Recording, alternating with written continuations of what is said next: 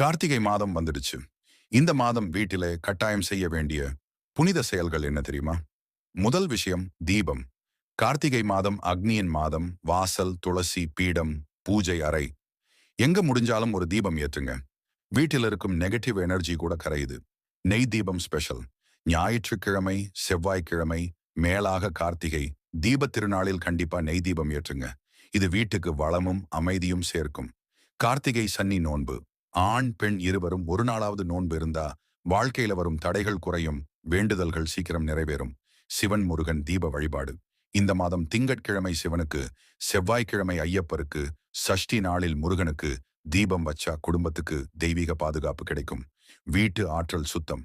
தரை தண்ணி தடவும் போது கங்காஜல் அல்லது நவதானியம் சிறிது கலந்து போட்டா கெட்ட சக்திகள் வீட்டிலிருந்து நீங்கும். அம்மன் பூஜை ரொம்ப முக்கியம்.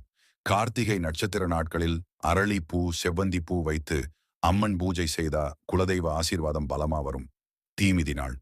கார்த்திகை தீப்பந்தம் காண்பதாலேயே பாவங்கள் கரையும் என சொல்றாங்க.